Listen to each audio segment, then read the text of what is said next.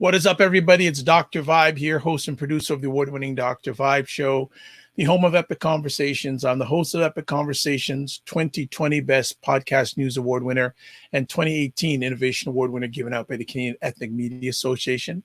And I host the only online broadcast in the world for fathers and dads that is sponsored by Dove Men Care. It's also co-sponsored by Dad Central, Canada's national father organization, and I am the board chair for the Global Food and Drink Initiative, and it's a multimedia not-for-profit that showcases Blacks in the diaspora that are doing their thing in food, wine, and travel. We're broadcasting live on June 6th. It's Staggers State of Things time. We usually do it on Saturday nights, but a certain lady had a very interesting outing last night. I don't know if she'll tell us anything about it. So we're doing it. We're doing the conversation tonight on Sunday evening, and I'm glad there's some people already jumping in. I know you're used to your Saturday thing, but you know what? Once I got to change it all up. So let's make it happen. Stagger State of Things with Aisha and Jill. Hey there. Hi. How's it Sorry going? about last night. Well, Sorry. hey, you were out. You don't have to tell us. You told us where you were. You don't have to tell anybody else. We know where you were. It's just a lot of birthday weeks going. Birthday day. This is like the month of birthdays. I know a lot of Geminis apparently. So it's like, and they like to celebrate. So yeah, it was nice to be out. I love the decor of both ladies in the back. Like Jill looks so relaxed and chill. Like she just looks like she could just swing her legs right and be passed out. Yeah, I might be here like going, yeah, well, anyway, when I think about that is I might be doing that combo. And Aisha, wonderful background with yourself. How's the week been? It's been a difficult week, but it was done. I'm ready to kind of get back into the swing of things. And I spent all day writing, so. Oh my, all day? Yeah, pretty much. Sleeping and writing. Oh, wow. Jill, how's the weather out in the left coast? Hot nice. I mean, it actually feels a little warmer than it is, but I can't complain compared to what all you guys back east are going through. And in some, the rest of America, apparently. So I'm very grateful for this nice, lovely California weather with no humidity, zero humidity. And she won't do it herself, but I'm going to do it. Folks, follow Jill on Instagram. You'll get a taste of her latest music. So you need to check it out. Thank you. And folks, Jill still got it. Right, Aisha? Yep. I love it. I love it. Still got it. And there's another surprise tomorrow, actually. Okay. That will be posted on Instagram. Okay. It's another surprise. Yay. Well, talk about surprises. Look at Jill.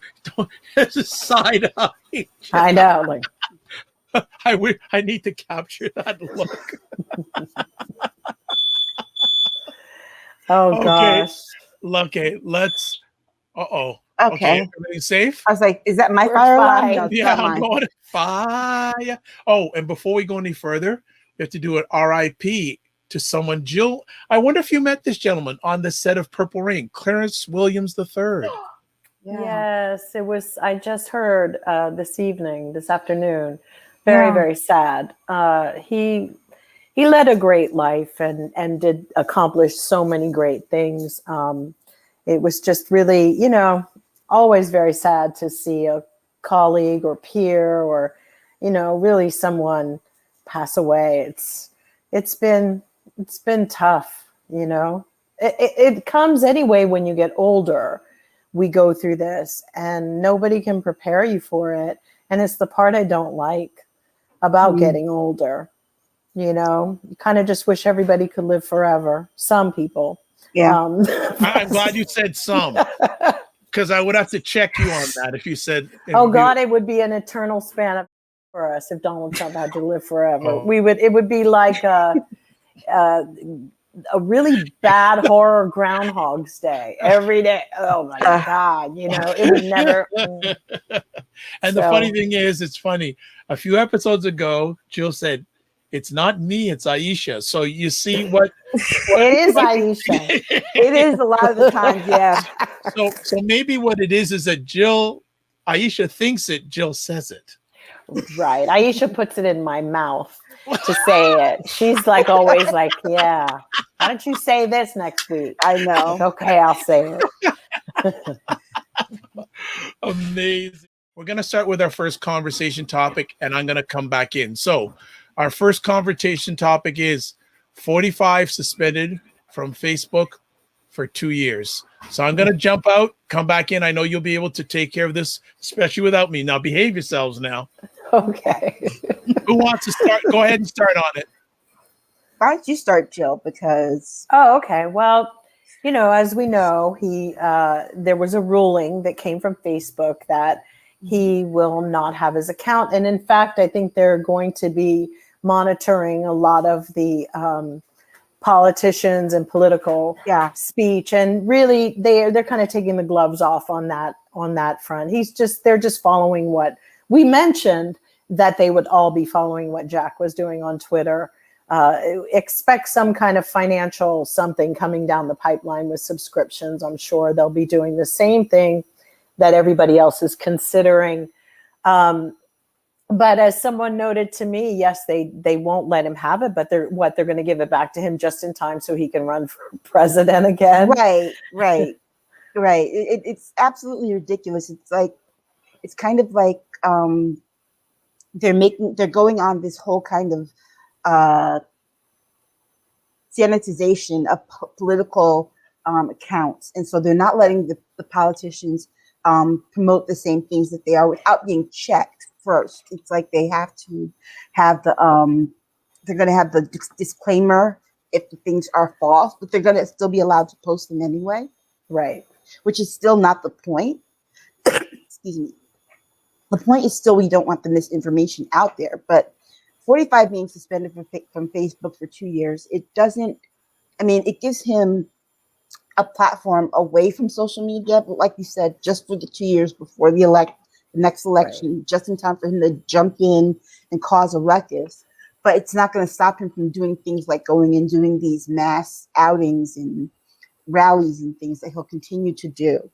He will, because the one thing that we can always count on from Facebook is that they're always breadcrumbing somebody. They give them they give you just enough to keep, maybe think that they're changing, but they really aren't. It's like you almost need to ask yourself, well, what's happening with the other hand, this whole sleight of hand thing. Yes, they're doing this, depriving people of, like, I heard that Twitter is completely down in Nigeria, inevitably, because Twitter removed something the president said. It's funny that the tone of these politicians now is the hateful rhetoric. It's just a standard now. It's a low standard, but they're all trying to do it.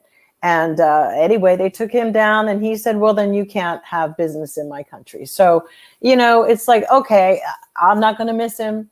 I think that I think if I could just believe that these people really are sincere, but it's businessmen and corporations, and I don't think that they don't mean anything for the good of the people, really. It's a little too late, in my opinion. Yeah, I think that you got to remember, too, this 45 being suspended from Facebook for 2 years comes the same week that he had to shut down his blog. Yes. Did you ever read it?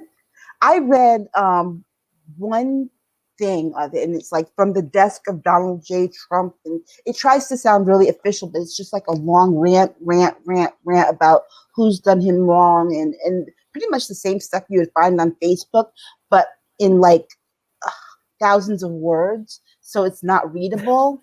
Was he even writing it, or do you think that he was just dictating into a Word document and then it just sort of started to populate? He might have been dictating it, but the thing of it is that it had the same rambling tone as he did, and that I think he forgot that his people don't read. So a tweet, a social media post was about as much reading as they were going to get. it totally proved that they don't read Yeah. and how illiterate they are. Yeah. That's not their stilo.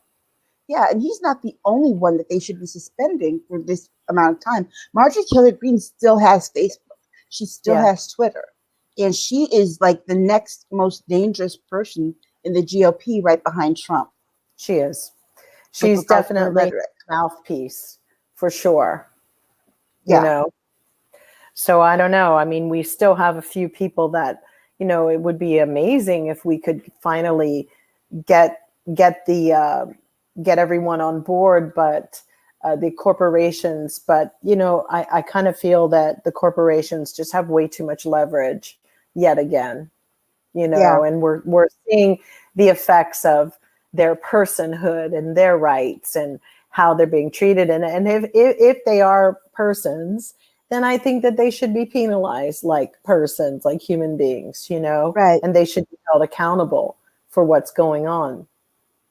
Right. I think Facebook is really late in the game when it comes to like scrubbing their site of all the hateful rhetoric and all of the just misinformation. It's like if they just took a year to deal with their misinformation, you'd be surprised at how clean that site would look in terms of the news and the information that's shared.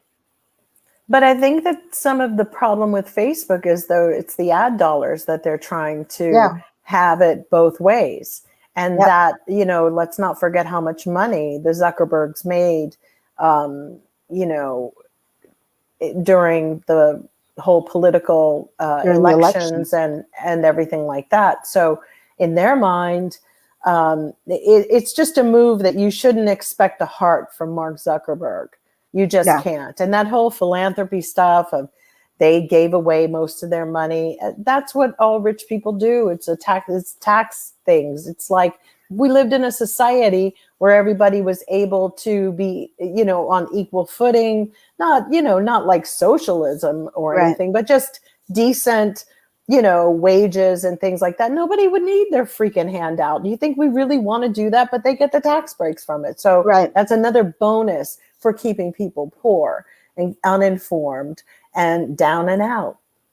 Yeah, and I think the other part of the ad dollars, like you were saying with Mark Zuckerberg, is that he's going to, unless Facebook finds another way of getting ad dollars, we're still going to see the same kind of information just recycled in different ways. People are going to get more clever about how they decide to put those misinformation messages out there in the propaganda. And just can get more creative. I think so. And I mean, considering that everybody in the GOP tends to parrot everything that's being said anyway. They just parrot what they see. One who has the capacity for tweeting. We still have his stupid son who whatever he's doing on his site, spewing his garbage, and the other stupid dumb head kid that he has, Eric Trump, who goes on Fox. And, I just feel like there haven't really been any solutions, particularly from network TV too. I think that I'm just like, does Fox get to run rampant just to be, basically is that who do we have to talk to shut that down? Because it's like that's the thing I don't understand.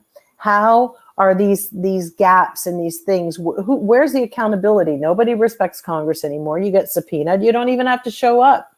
Right. I mean, whenever Congress subpoenas somebody else again, just a regular layman, do they have to show up? I don't think they do, because everybody else did. But you watch if they don't try to enforce stuff like that. They need to get their back.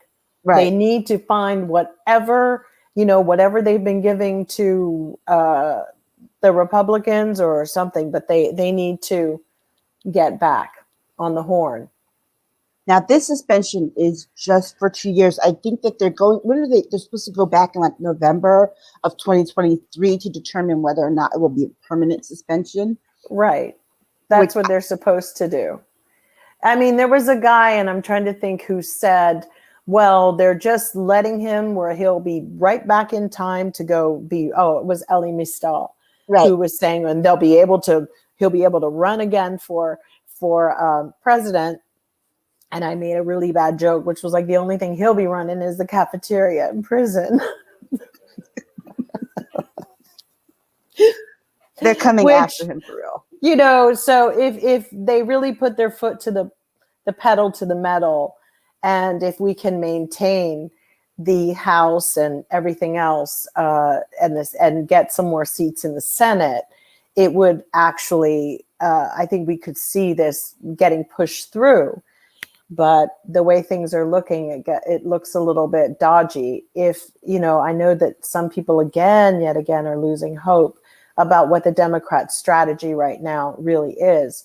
I mean, the good thing is that we saw Jack take a move to keep him off and keep that, you know, clearing the path. And we now see Facebook opening the path. But it's starting to feel like Serena Williams, where she's got a clear path to like win the French Open, or we're here we are, and something happens and you're standing in your kitchen like, you know, Florida Evans going and it's like you just keep going, what the heck, we have a clear way through, you know. It's just a twist of fate. It's just so strange. But I wonder how much of this decision made by Facebook had to do with the fact that they've been losing members. They've been losing people in terms of their numbers going down in terms of people who will sign on and what have you and just log in.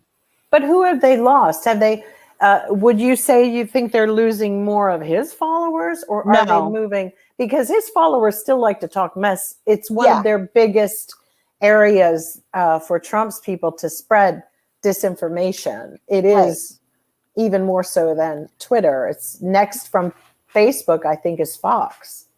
Yeah. I know. I think that they're losing subscribers and members who aren't Trump aligned.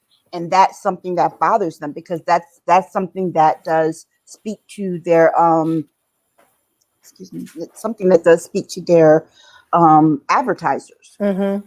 It does. They do have advertisers that aren't right-wing advertisers and who want to get the majority of Americans in their pocket. It's true. I mean, I guess they'll just be stuck with at some point, you know, the old Hickory Mill, whatever type of advertisers, and their local, however their local regional ads run. It's very interesting. I would be very curious to see more transparency in that with Facebook anyway. You know, I think that would be important, because once you kind of know where the money trail is coming from, then you can kind of get an idea of where someone or a corporation, where their allegiance is, because I don't know how much remarketing or restructuring they're doing for their image anyway. I don't know what that is. I don't know Facebook other than being a propaganda site for, you know, I stick close to my close friends, but don't really consider much more from it. Yeah, that's the only usefulness that Facebook has for me, was to connect to other people, friends and family. Other than that, you know, the groups and things that I used to go into, I don't go into anymore. I agree. And I don't even log on every day if I can help it. And if I didn't have to be on it, you know, the sad thing is, as soon as they bought Instagram, they ruined that too. They make it where it just gets this didactic, like it gets so reductive. And that's how TikTok came along, and, you know, people go there. They try to confine so much, and I don't think it's a real supportive environment anymore, unless it's with your close friends. Right. Well, ladies, I am back audio-wise, but not visually. So I didn't want to be out for too long. I hope you behaved yourselves. We We did. did. Oh, geez, so I'm the cause of the misbehavior? Yes, I think so. Okay. So one of the reasons I wanted to chat about this also is, Jill, I know you have some very interesting, and you may have covered it already, feelings about social media. Do you feel social media platforms have the right to ban people like 45? Yes, I do. I think that I also don't agree with anonymity online anymore. I think people have abused it. They've gone too far. I know some people have twisted it around on me and saying, well, what about people who are being stalked? Don't go online. I mean, if you've had to change your identity or you're in witness protection, personally, I really don't know why you would want to be online. It's just, that's just a sacrifice you're going to have to make for being in those situations. I think that anonymity needs to stop. I think that knowing who your bully is, knowing how to prosecute, how to do whatever, because they're leaving it so nebulous and so vague that even hackers, of course, we have to deal with hackers, but we do need some clarity and more definition. And perhaps if they put those parameters in, then maybe it just creates more steps and to prevent different, first of all, those mouths wouldn't be running the way they run with people who are holding regular jobs. They just wouldn't. They would not. You couldn't be rolling up on Facebook talking about race riots and all of this stuff and then show up at your regular job the next day. It just wouldn't happen. You would not have a job and you wouldn't have any livelihood. And I also believe that, they're private companies and there are rules for everything. We don't have a society of manners anymore. What happened to that woman who wrote those books, Miss Manners or whatever, Emily Post? Yeah. We really do need some kind of decorum because the ugly is just way off the charts. There was never any written rules for how to conduct people's selves online. It just like the whole online social media thing blew up before there was any kind of set decorum for people to follow in terms of respecting other people and how to authenticate news and information and things like that. And before you knew it, it became this mammoth thing that people struggle now to get control over. It's true. And we need to have rules. It's like you invite people over to your house. If you have a rule, you take your shoes off in my house. I mean, you take your shoes off before you come in my house or whatever it may be. I tend to think that policies of companies or wherever you're working, it's like visiting somebody's house per se. And you follow the rules. I don't just get up and walk. You go on Facebook, it feels like somebody just went in your refrigerator and took all your stuff out and was drinking it and like playing it. Mm-hmm. Yep. Like it feels very invasive sometimes. And I know I've been a beast sometimes to people. And, it's just time to even chill that out because I also learned by being a beast, I didn't change anybody. I didn't change them. I thought I could. Couldn't do it. So moving on. Now I just don't care. I just don't even care about them. So what needs to happen with these social media platforms? Should they, because obviously I think both the Democrats and Republicans are looking to put some rein on them. We need more regulation. We need regulation. We need more regulation. In terms of specific laws and things like that. And the social media companies need to be more transparent about what their rules, their community rules and standards are, and stop making them so flexible, depending on the person or entity that violates those standards. And we need more rules on advertisers and the messaging that they're sending. I think that, in fact, I even think that the release of certain data information and how our data is being sold, I really think that needs to stop. I think everybody's rich enough, and I don't really need to find all this stuff. I looked up some kind of cream for crow's feet. And I'll be damned if I've seen everything plus a crow and its feet. Right. In my mentions. Crazy. Oh my goodness. Well, we'll see if anything gets done during this session of Congress. Something tells me, nah. No, And this session of Congress is a dud. Well, did we not know that before he even started? Well, no, we had some hopes. We had some hopes there. We did have hopes. And here's the craziest thing. The turnaround on this stuff is what got me, because I'm like, the Republicans are allowed to have the minority rule over the filibuster with the filibuster.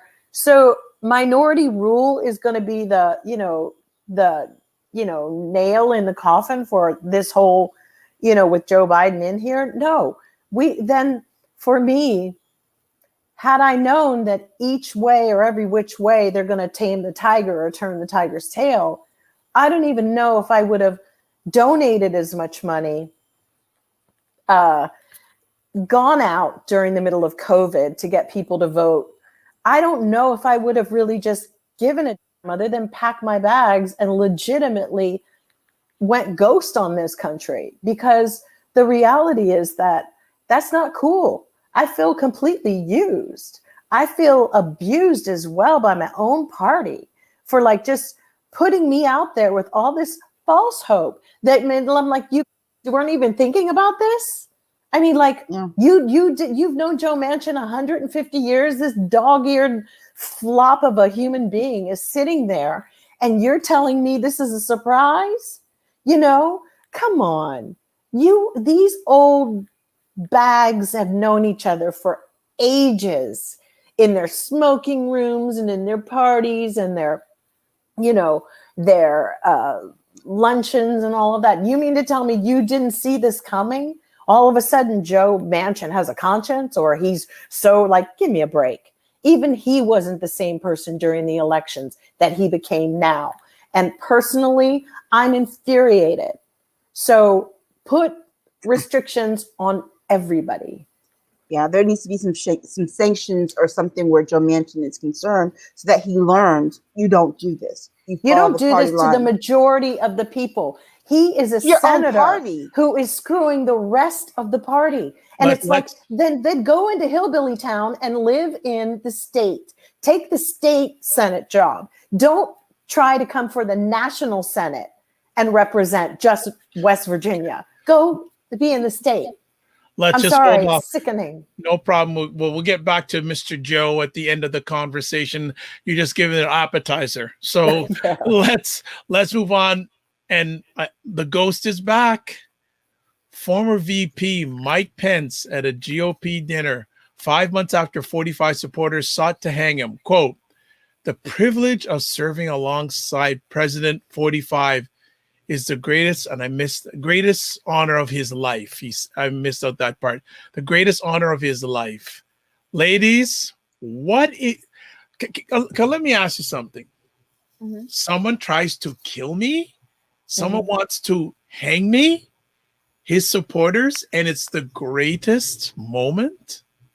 He still believes that he has a political career somewhere on this earth. I don't know why he believes that, but he does believe that there is a political future for him, and that he's going along with that in order to not, ruffle any feathers of the supporters and voters that he knows that Trump had. He also lies to himself a lot when it comes down to it, because it's to sit there and say, we did this. No, you left a huge mess. Let's not forget that there are almost 600,000 people who died from COVID. And the majority of them, 99% of them died while Trump was in office. So let's not forget that. He said that he did make that quote about not seeing eye to eye on the events that happened. But what does that really mean? Okay, so Trump might see it as tourists, and he might have seen it as an insurrection, and he doesn't even get that close to saying it was an insurrection. But I think the not seeing it eye to eye, of course not, because they were coming after you with nooses. But the fact that you still excuse the rhetoric and the language and the lack of care and concern for the American people that got us to that point is just asinine. Yeah, I agree on this topic because, you know, he must still be receiving death threats or something. And he's just going to have to lick the tail forever just to be like, it was nothing. It was just a flesh wound, you know, very Monty Python. Right. He's an idiot. He's just an idiot.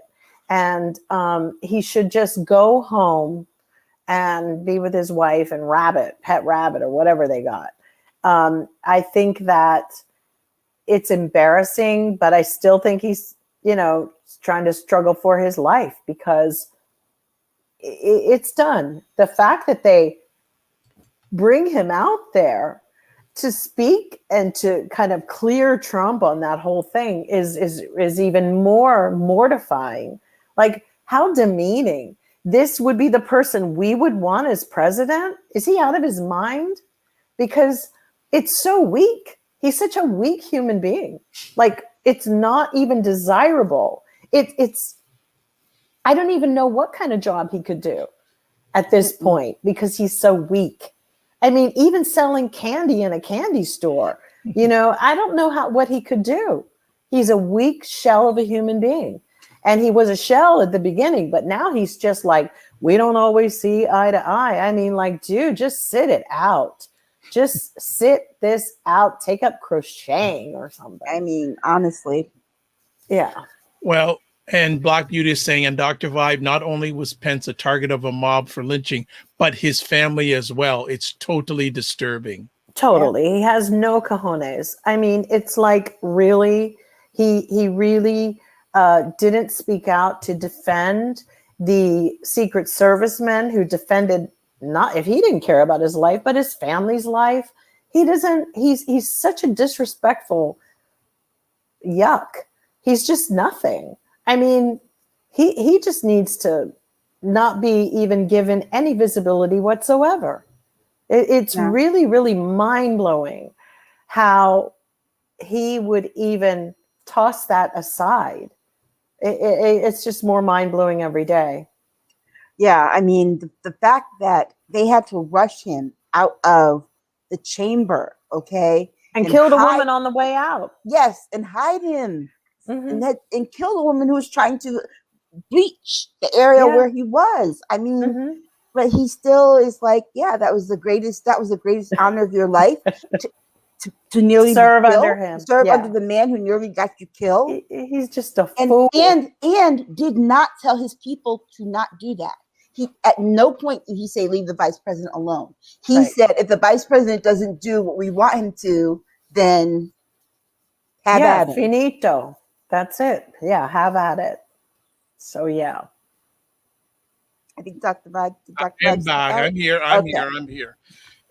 What does this say about how low politics has become in America? There is no. It'll take years for anyone to ever trust our politicians here. First of all, they're too rich when they go in, or the way that money plays into it compromises each and every single one of them. It says a lot about we needed term limits when we do.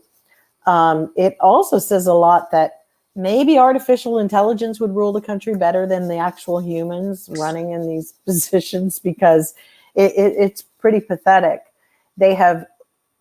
All of them seem duplicitous. And even if they start out with good intentions, it gets a little bit messed up, because now we know that nothing is off the table or barring anybody from trying to bribe each other, extort.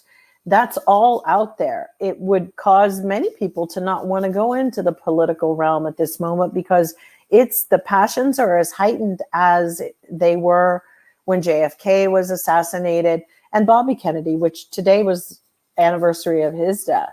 So when you know that there's another element in your country that's actually working to undermine it, you know, it's like everybody walking into a room and it's eyes wide shut. You know, they've got to do more stringent, I don't know, monitoring of everyone. Susan Collins, it's like the news. What bothers me with the media is they break one story, but they're not breaking it. I want you to break it when you're taking this into the, into jail. I don't need to. It's okay, Jill. No worries. I'm tired of that heightened lift. And then you go, yeah, well, I'll believe it when I see it. And that they are a great contributor of the apathy that starts to happen in this country. And they need to be more responsible with what they're reporting, the mess that they go on and on and on and on and on. Because the problem is that what social media created and all of it is very capitalistic in that, oh, my livelihood depends on my ratings. I mean, we had a president who was concerned about ratings, but maybe he wasn't missing the point. It is about ratings because the media made a hell of a lot of money with him in office. And that's why they're sorry to see him go on a really weird level, you know? So to say, let's get back to normal, it's kind of like they gave somebody a really good taste of food and then they took it away from them. And that's just not how this country works. It's like when you give a baby their first taste of food, they never want to go back to the baby food or the milk. Mm-hmm. It's crazy. Well, you know what, folks? We're going to take a quick little break, and we're chatting on Staggers State of Things with special guest Jill Jones. Jill's behaved so far somewhat, but I don't know. But she told us before we started she's a little tired today, but she's all right. She's all right. So, folks, give a minute. We'll be right back.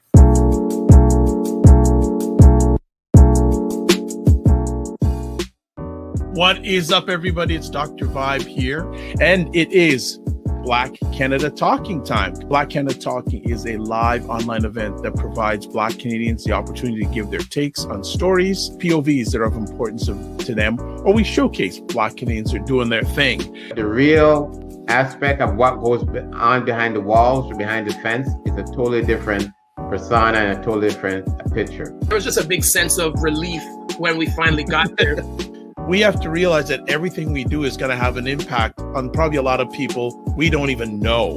One of the mandates of the CBC is to reflect Canada back to itself. Not a lot of sustainable long-term movement that will affect economic change. God bless, peace well, keep the faith, and walk good.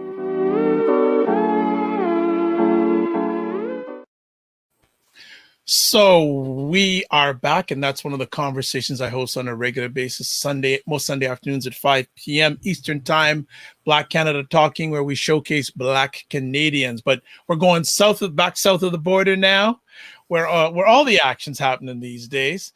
Just before we leave, Mr. Pence, do you think he'll be running for VP or president in 2024? I think that he thinks he can if Trump doesn't run in 2024. I think he thinks he can. I don't think he'll get the money or the support to do it. Unless he's got a wad of money somewhere that he's going to finance his own run, there's no way. He's too weak. And even if Trump weren't running, I just don't think he would never go up against Trump, number one. And number two, he's done. I don't know what he's clinging to. What is he at the Heritage Foundation now working or something like that? Yeah. I think that he believes that he can be just to the right of like a Nikki Haley or something like that. Your girl. The dreams that those two have for future office, it's just done. Delusional, done. Yeah, they're done. The base has like totally ripped them apart and don't really have any confidence in them. So let's push it. I'm going to go a little bit deeper on this. Say 45 doesn't run in 24. but he endorses Pence. Do you think his base would go full out and support Pence? He wouldn't endorse Pence. Pence is too No, Hmm. too weak. weak. Why- Pence is not. Why do you think 45 would not endorse him? Maybe if Aisha? he ran for a lower party, right? Yeah, Or a lower office. but Trump has his sights set on. I think that he even knows that he can't win another election unless he cheats his way in, or somehow he is quote unquote reinstated back into office. But he definitely is not going to let Pence take something that he believes is rightfully his. Mhm. It'd have to be another version of himself that he could get behind that would either offer him a pardon or a role in the administration. That's completely true. So Black Beauty says this: we're literally the laughing stock of the whole world. No country will ever take us seriously again. And it's not over yet. This is 2021. It's embarrassing. It's beyond embarrassing for me. I Yeah. mean, I think that we're at the point where that ship sailed, the ship of embarrassment sailed, and it's not even Schadenfreude anymore. It's not even, because we don't have any real friends. I know that it looks like Biden's having a little, not as fruitful time, even mending some of those, securing those relationships. I just want to say, I think that there's a lot still yet to be done. And if he doesn't get his in and get rid of the filibuster, I think that even the world looking at what's happening here, they won't see him as and give him the respect that he deserves, because they know for damn sure that Trump would have gotten rid of it if he needed to. And secondly, Trump just executive ordered as many bills as he could.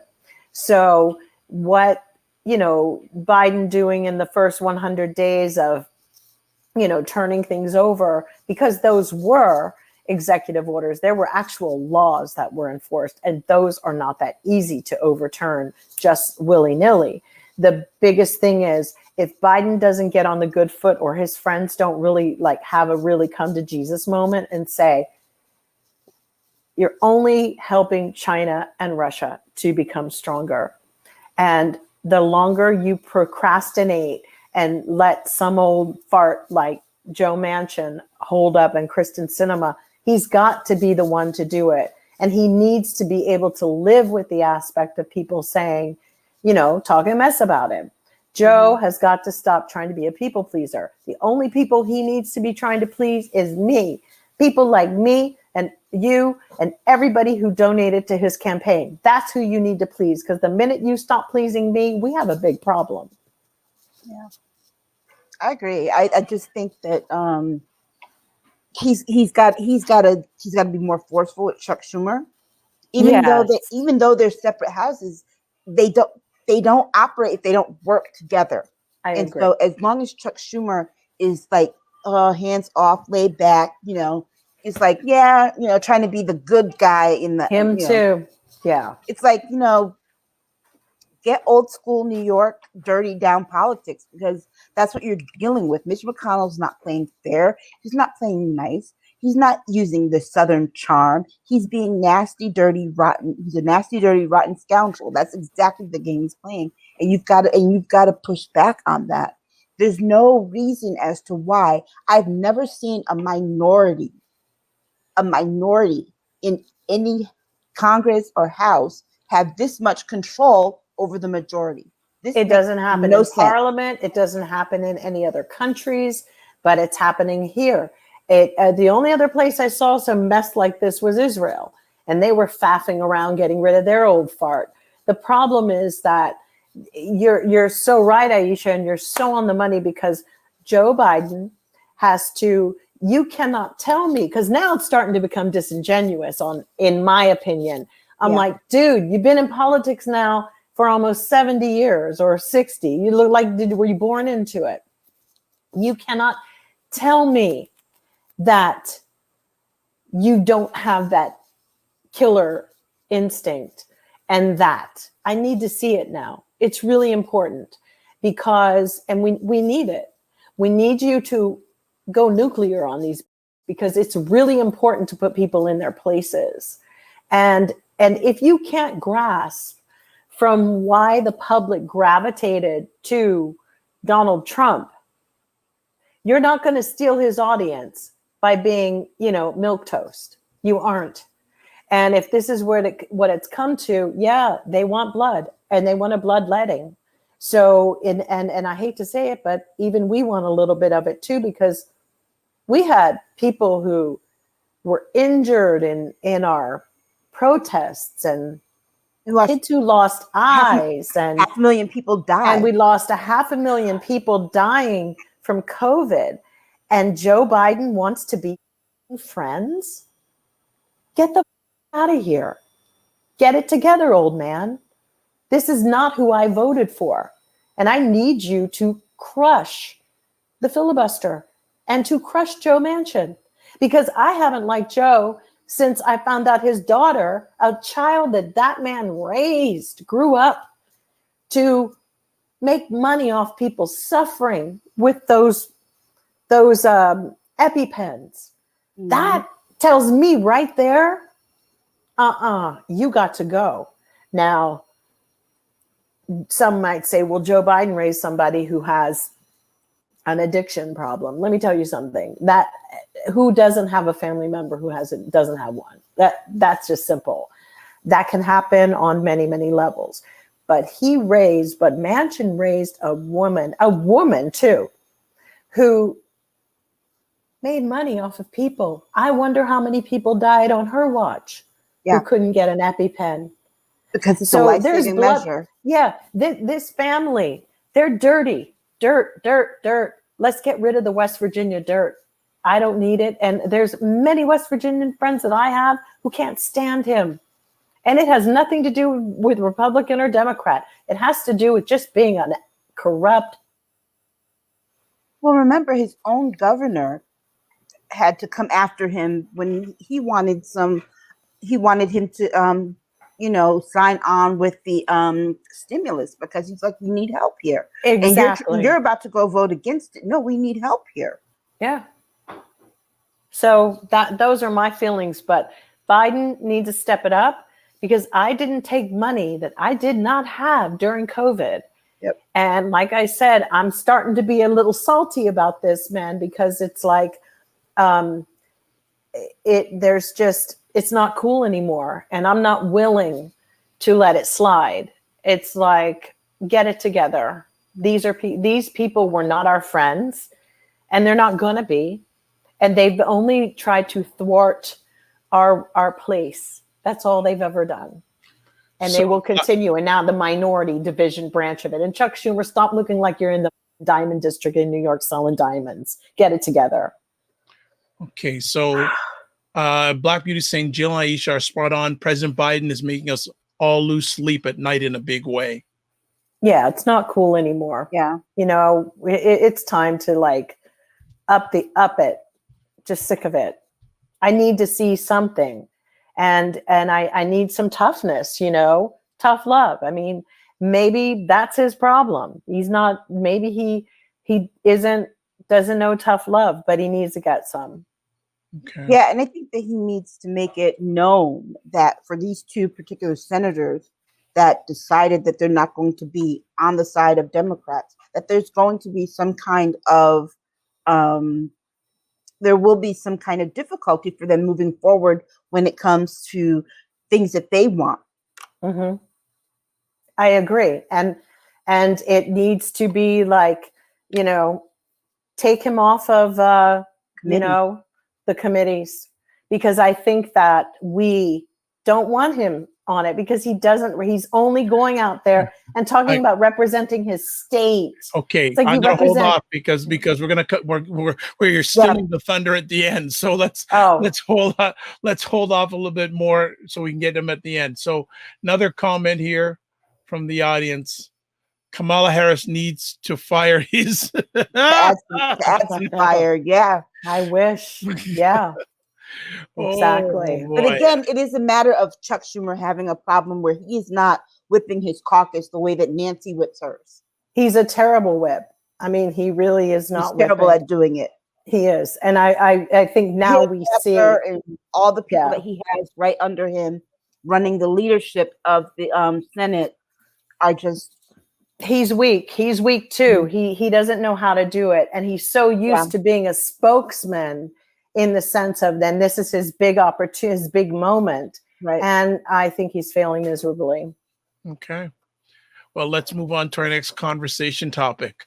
Minneapolis moves to dismantle the George Floyd Square Memorial. Does that need to happen? I don't know much about this. Well, they're where is leaving it? Is it a square or what is it? It's right by the store, 38th and oh gosh, I forgot the other street, but the street right where the intersection where George Floyd was killed. Uh-huh. So where all the memorials are and all the flowers and things that Right. left, they're moving that out the way so that the streets can then become mobile again. Right. They're Well- leaving some permanent fixtures like the fist that's there, the fist that's been erected there. They're leaving the mural, of course, but they are going to make it a mobile intersection once more. I kind of think they would have to. I mean, it does. I mean, you'd have to start dealing with your planning committee and your city, and I'm sure it's a kind of an artery into the area, and there aren't, in certain urban areas it gets very, in certain areas it gets difficult to get around in when it's more densely populated. So it's possible. Do you guys think it's a bad idea? I think it's been respectful that they've left it there for over a year. Yeah. We reached the year anniversary in then a few days. The trial happened, and the primary murderer has been since convicted. I think even though we still have other cases ongoing, I think that it's time for them to start to make the city more mobile again. Leave the permanent fixtures there that are there, the ones that like the mural and this fist that they said it's like a statue. Right. And they're saying that they're not going to just rush and do it all at once. It's gradual. The city has a plan for it. And so that it's not going to be just thrust upon everyone. It's like one day everything's going to be gone. They're moving stuff. They're moving stuff gradually. So I think the plan to do it that way is better than just, one day saying, okay, guess what? We're taking everything down. It's done. It's over. Well, let's hope that there's some memorial, maybe not to the same size, because it is a significant moment in American history. Yeah. And let's hope that there's some sort of remembrance in Minneapolis to that. So that was a quick one, but this I think it's probably for the best because, ambulance and I think the fire department's I think it's important to be able to get access through. Yeah. Cause the city, the way that Minneapolis is, it's not always a through street, and the mobility. I don't know. It may not be easy to have it right in that sector. Okay. Yeah. Well, let's move on to I think a subject which everyone was talking about over the last week. Naomi Osaka withdrawing, first of all, from the French Open, now from the women's tennis tour for a while because she says she suffers from depression. She finds going to news conferences very challenging. And it's been very interesting to hear. Everyone seems to have a comment on this. Whether you're an athlete or not, everyone seems to have a comment. And I know Jill is a big tennis fan, so I'm very interested on what she has to say. And I know Aisha also has a lot to say on this one. So who would like to start on this conversation topic? I'll start. I think more power to her because, when you suffer from something like depression, I suffer from anxiety, and you've got to know what your limits are and when to say, no, and when to stop, because it just your own well-being is, you can't get that back once you expend it to the point that you lose control of it. I think that she has made a decision for herself that the people around her, the people who work for her, the people who run these tours and these tournaments don't take into account the fact that the people who work for them and the people who must play in them, not only are they physical bodies, but they're emotional bodies as well. They're mental, they've got a mental state that isn't just focused on the sport. There are other things going on in their lives as well that they have to deal with and have to manage. And the media is not exactly, working in it. The media is not exactly a nice and welcoming place for people, particularly for young people of color.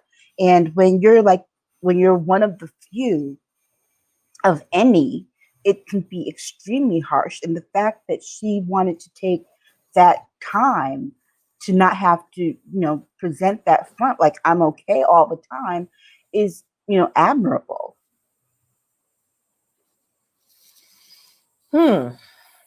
Well, I'm of two different mindsets on this, because I think that on one hand, I knew when she first announced the issue with the press that it was going to be a nightmare, because I had said to my husband, I said, I don't know if she wants to bark up this door, because what you start to do when you poke the bear a little bit, you open yourself up for more media and more interaction, and it'll be negative. If they can't get what they want from you in a controlled environment of a tennis situation about your work, it's very different. They'll go after your personal life. And I think that somewhere in the kickback from the way the tournament handled it with her, which was like, wait a minute, we get advertisers to support these tennis tournaments who therefore pay your high salaries. So what the hell are we doing? And these advertisers and the tickets and all of that support a lot of people. Those are a lot of jobs worldwide, globally. They tried to accommodate people and hang on through COVID and keep everybody safe. So they're in the hole. So I'm not saying that they weren't as sensitive to her saying that she was depressed and had mental issues about it. But I also think look at the country that you're dealing with too. I mean, they're not all cushy, comfy feely at this point. I don't know what else transpired, but they allowed her to come back with her comment of her mental health thing, because that's a battle she's not going to win. I can tell you that right now. Because when you sign the contract to do it, it's like that for musicians as well. When you sign to do a festival, it's usually in there. This is what you do. The people that I think are responsible for Naomi's situation are the people who handle her. And that should have been spoken before, as opposed to being in the middle of a tournament to do it, because you make yourself incredibly vulnerable to the press. Okay. This is a person who showed up with masks, being an activist during the middle of, COVID and George Floyd and everything. And now, yes, it's just, I don't know, the timing was really strange. There's better ways to handle the communication, whether it be you bring somebody with you and say that's not an appropriate question. And I'm not saying it's easy, but I just think it was the goose that laid the egg. And I feel really bad for her if she has this stuff, but whoever manages her, it should not have gone this far. She should not have entered the tournament, period. Because they should know well that you don't come at them and say everybody's mental health. You can't. Because if they let one do it, all of them are going to do it. And then you end up with less sponsors, all the events that go into it. Well, Christina's saying here she signed a contract and has obligations. She refused to do the press that was asked of her. If my job makes me depressed and I can't just show up. Right. Serena Williams handled it. I wish her the best. Then also, she wouldn't show up at press meetings and refused to go while other players did. The salary she has earned is from ads and press. Exactly. And Christy White says, absolutely. Yeah. this you know, is and go Piers ahead. Morgan went after her really hard in England, and I think it was What a terrible. surprise! What a and surprise! and on that, I don't want to join in to say I advocate what he's saying, because it's the way he says it, which is so nasty, and he's just from an era of bygone days. But somebody needs to have a little motherly or business motherly conversation with it. It's like her check-in point is like, are you good? Are you okay? There's a lot of young kids on the tournaments. They're all doing it, you know, and yes, I don't know what they're all dealing with. Some had COVID, some didn't. The amount of injuries going on in this thing. We all have mental health issues at the time, but please try to mend it before and then, you know, turn into, I'm going to be Prince on a tour and not answer press. If that's how it is, or you roll, it's usually in your rider that you don't do that. If you're going to be a tennis player like a rock star, then you come with your rider, and I want white jelly beans or whatever it is. But that's an element that they never had in tennis. We've got to remember, tennis had its own structure, its own traditions. It's very, you know, whatever, la, la, la, but it did. So if you can't do it, then take the time off. You know, maybe soon ripe, soon rotten, as I grew up with. Some things happen too soon for people. Anything you want to add, Aisha? The part I just didn't understand was whether or not there were people around her who were, you know, who could see the signs that, you know, this is not going to be okay before she entered into the contract.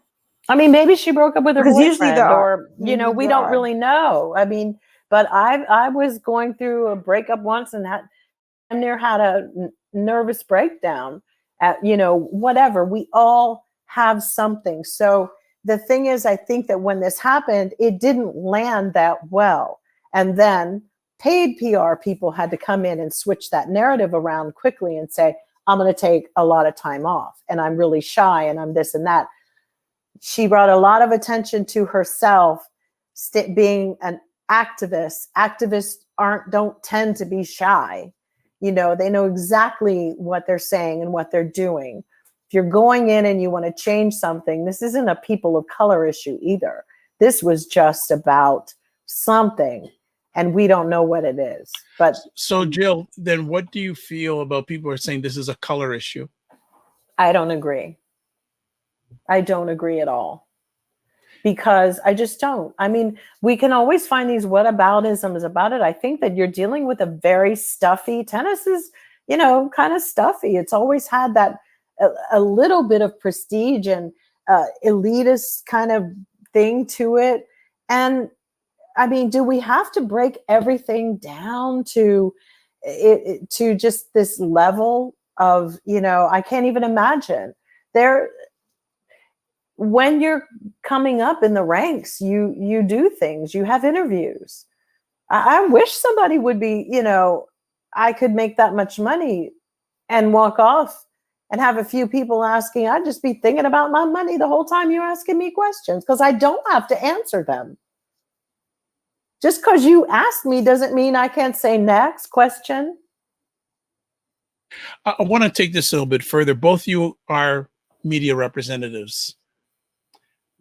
What do you feel about the media's role in this, if any? Are they to blame as much as some people are blaming them, or are they doing their job? No, she made an enemy out of them. Okay. I mean, the thing is, they made her who she is. They partially did. So here we go. Here, her boyfriend didn't help. He is a rapper who made a lyric in a song that said, quote, "My girl will miss a press to spend time with me and my family." Does make you wonder. Boyfriend, I'm telling you all, that was my first gut instinct, but I don't want to say it. Influence of boyfriend.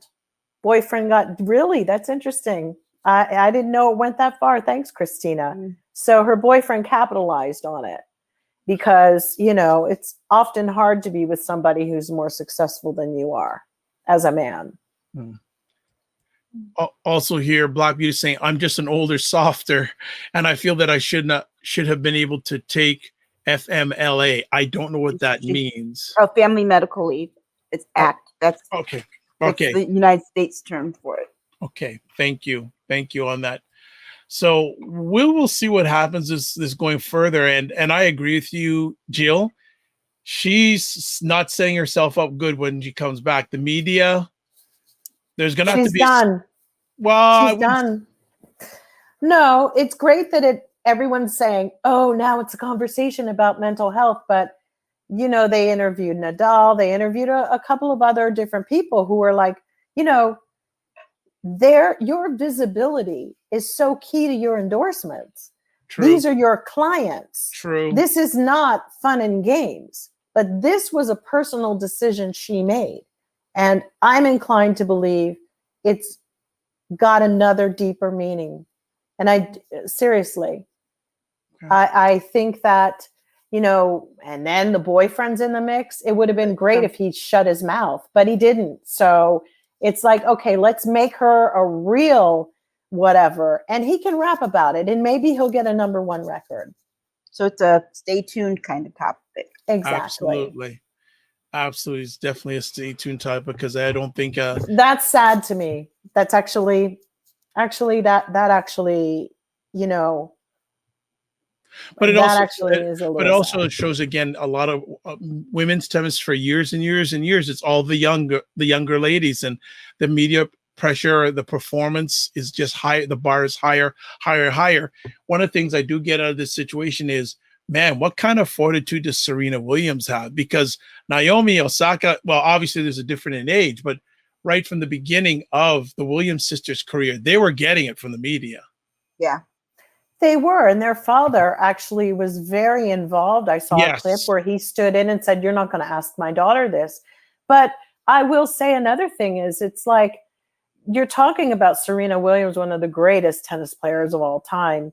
And, you know, even when Naomi Osaka beat her the first time, she knew how to passively aggressively win. And I know this is going to be interesting. So Serena lost that one match. And on the other hand, she starts crying. I beat Serena. I'm sorry. I find it incredibly manipulative. I find every move manipulative now. I don't buy it, because that was even put more of the onus. It took away the sport of the game. It became personal with women. Like, she's such an icon. Have I ever seen Alexander Zverev cry because he beat Nadal? No. But see, women only want it when they can dish it back out. Like, they don't like you to dish it on them. You know, that's what's so crazy. It's like every time I hear that stupid Chris Everett narrating one of the tennis matches, you know, she just had a baby. Well, you know, the baby's 3. And you know, I don't know. It was really hard. And Serena had to, that's all they talk about. It's like, this is a woman's career. She definitely gave you a peek inside to her challenges and all of that coming back. And they still want to revert it to. And then Naomi Osaka beat her the first time. And I know Serena must have felt like, wow, talk about an incredible class act. Because I might have been like, you know, you've dreamt of this day your whole life to beat me. But she went and she hugged her. But that's a class act. And that only comes from the experience and the brain power that those Williams sisters have. Their father and their mother prepared them well. And I'm sorry, I just don't buy every time. I can't believe I beat Serena. You know, I was like, okay. And I'm beating they know how to play the game already, but they also know how to say, I'm too good for the media. Venus went through it and she dealt with it. They deal with it every day. Venus, they still try to write her off no. I think, like, we may not like who this little girl just became. And I'm not giving her a pass either, because everyone, like, she's young. She's got a serious bank account. And sometimes with that and a couple of wins, but there's something that is off about this. Anything you want to add, Aisha? Nope. Okay, no problem. Good. Christy White says it's become very fake. I agree. Yeah. And the media was needing a story to talk about. They got it. She became the number one story. Yeah. Like, you know, all not just sports media, period. Exactly. I would love to have a conversation with a group of women to find out what they thought about this action, because it seems I'm hearing conversations all over the place from women. And a lot of them say, oh, she's being bullied, this and that. And then other women say, hey, she has a responsibility. That's part of her responsibility she signed up for. Suck it up. I do that with my child, myself. I'm like, suck it up. This is it. If you're looking for everybody here, no, suck it up and deal with it, because things aren't just going to change overnight. But you still can't just be like, okay, nobody's trying to say bullying this person to hurt themselves or harm themselves. And yes, mental health is the code word right now. But I mean, what is she Naomi Osaka or freaking Norma Ray? I don't know. All right, let's move to our final conversation piece. And he's been mentioned a few times during our conversation, so I don't know if there's because he seems to be like has a bullseye on his back, according to Jill and Aisha. Oh. Joe Manchin, you've said a lot about him. Anything else you're wanting to add to the pile that you've put on his back? The pile that he is? Yeah. Just that he needs to get it together. He is sinking the party's messaging. But, Democrats are very good at having great ideas, bad messages. And Joe Manchin is not helping this at all. And he seems like he's very much out for self right now. I don't know what his end game is. And that's what bothers me more than anything, is I can't see what his end game is, because, presidential run is not in his future. So what is it that he's looking for? Bingo. You said it. It's a real question. What is that about? You wouldn't try to take the chains off of the party? It's like, Joe, you've got your principles about how you want bipartisan. But in the meantime, we're starving here and we're chained up, and you're worried about somebody breaking down your door to rescue us. Right. Don't use the keys. That's what you want. And I really mean that. And it's like, there's, he's trying for bipartisanship with a group of people that are not trying to be bipartisan. You can't have bipartisanship if the other side does not work toward it. So really, the question is, what is his end game? What is it that he wants?